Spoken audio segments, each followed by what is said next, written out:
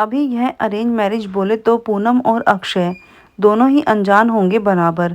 दोनों ही अनजान थे। उनकी शादी दोनों के परिवार वालों ने मिलकर पक्की की। दोनों ही मिडिल क्लास परिवार से थे। अभी अरेंज मैरिज है तो देखने दिखाने का प्रोसेस तो होगा ही। 15 अक्टूबर की बात है। अक्षय और उसके माँ पापा के साथ पूनम को देखने आए। पूनम एक काफ़ी सुंदर लड़की थी। अक्षय को वह पहली नज़र में ही बहुत पसंद आई। उसने पूनम को रिश्ते के लिए हाँ कहा और पूनम से भी पूछा, तुम्हारा क्या निर्णय है, क्योंकि तुम्हारा निर्णय ज़्यादा महत्वपूर्ण है। पूनम ने भी तुरंत हाँ कह दिया और बाद में दोनों की शादी की तारीख पक्की की गई। बहुत धूम धड़ाके के साथ दोनों की शादी कर दी गई। उनकी शादी अक्षय के घर पर हुई। अक्षय का घर शहर के 1 BHK घरों जितना था। शादी की सारी विधियां खत्म हुई। बाद में दोनों अपने रूम में फ्रेश होकर अपने कपड़े बदल कर आते हैं। दोनों की वह शादी की पहली रात थी। अक्षय धीरे से पूनम को आवाज़ देते हुए बोलता है, आज से हमारी नई जिंदगी की शुरुआत है। ऐसा बोलकर पूनम को गले लगाने की कोशिश करता है, पर पूनम उस पर चिल्लाती है और बोलती है, तुम मुझे जरा भी पसंद नहीं हो और मैं तुमसे प्यार भी नहीं करती, इसलिए मेरी तरफ से तुम कोई उम्मीद मत करना।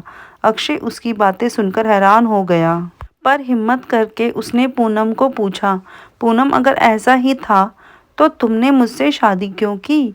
मैंने तुम्हारे साथ ज़बरदस्ती नहीं की थी। मैंने पूछा भी था तुम्हें, फिर तभी क्यों नहीं कहा मुझसे? इस बात पर पूनम बोली, मुझे कुछ मत पूछो, 2-3 महीने एडजस्ट करो और उसके बाद हम डिवोर्स लेकर अलग हो जाएंगे। यह सुनकर अक्षय को धक्का लगा।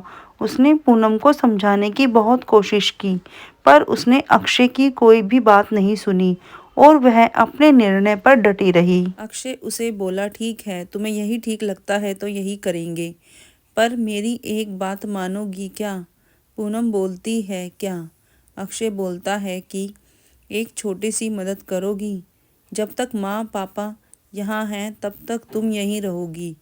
एक बार वह गांव चले गए तो फिर सब तुम्हारे मुताबिक होगा। वह भी तैयार हो गई इस बात पर और दोनों सो गए। हर रोज का दिखावा उनका चालू था। माँ पापा के सामने पति पत्नी की तरह रहना उनको समझ में नहीं आए, इसलिए उनके सामने नाटक करना। ऐसा करते करते दिन ख़त्म होने लगे। दोनों ही नौकरी करते थे। फिर रोज के टाइम टेबल के अनुसार अपना अपना काम ख़त्म करके काम पर जाना। अक्षय रोज पूनम से प्यार से बोलने का प्रयास करता था, पर पूनम अक्षय को अनदेखा करती थी, क्योंकि पूनम की एक ही इच्छा थी कि उसको जल्दी शादी नहीं करनी थी।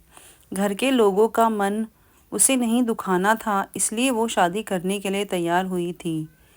पर शादी करने के बाद भी वो फिर से अकेली रहने का विचार करती थी, क्योंकि उसे खुद की लाइफ किसी के साथ शेयर नहीं करनी थी।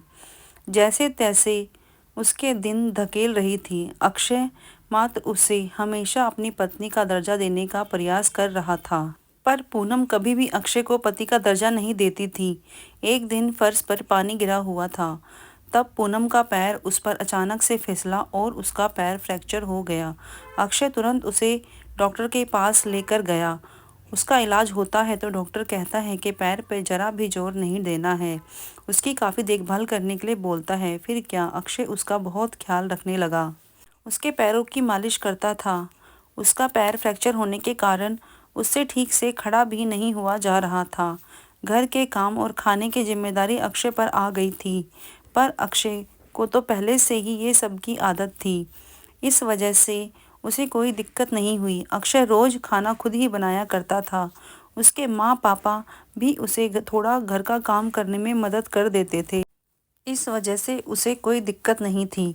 अक्षय रोज खाना खुद ही बनाया करता था। उसके माँ बाप भी उसे थोड़ा घर में काम करने में मदद करते थे। रोज काम पर जाने से पहले पूनम के लिए नाश्ता और खाना बनाकर खुद के हाथों से उसे नाश्ता खिलाता और फिर काम पर जाता था। टाइम पर उसे फ़ोन करके दवाई लेने के लिए भी याद दिलाता था।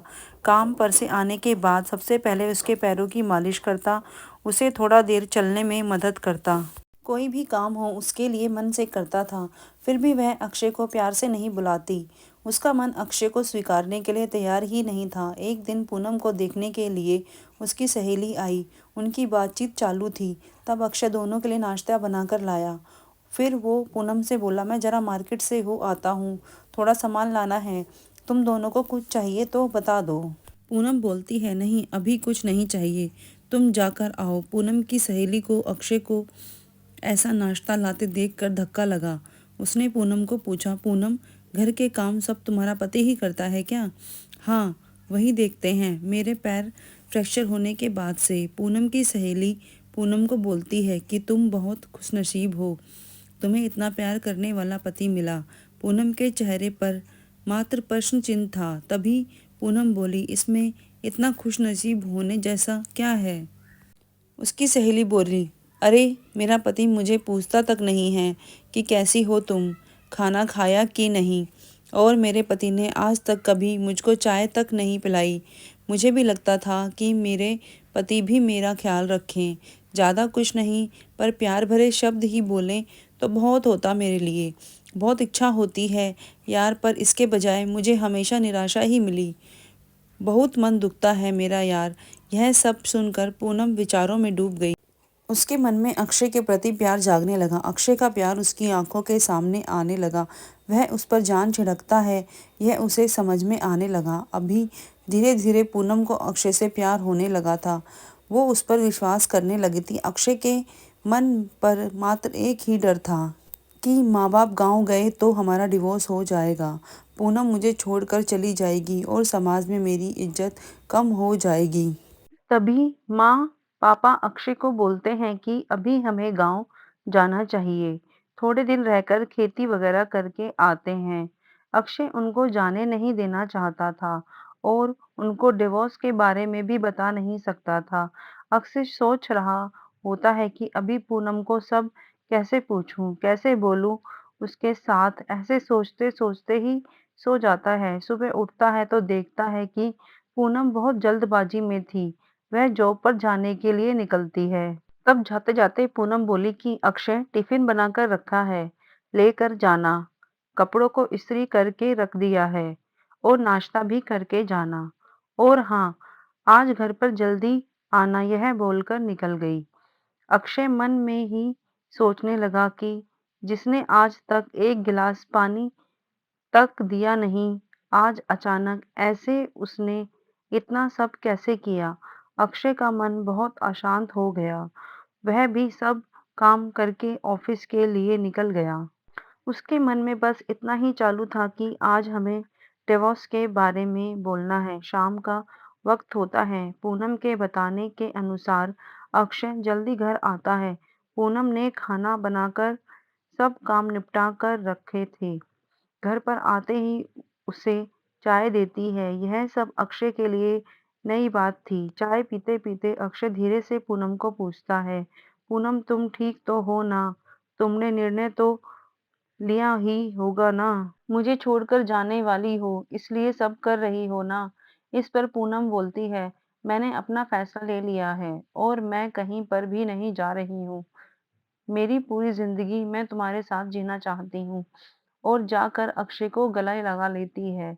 वो बोलती है, मैं तुम्हें छोड़कर कहीं नहीं जाऊंगी। मैं तुमसे बहुत प्यार करने लगी हूँ और अभी यह हमारा रिश्ता कोई भी नहीं तोड़ सकता। जिंदगी में बहुत बड़ी भूल हो गई होती मुझसे अगर मैं तुम्हें खो देती तो। अरेंज मैरिज करके भी तुम्हारे जैसा इतना प्यार करने वाला पति मुझे मिला, यही मेरी खुशनसीबी है।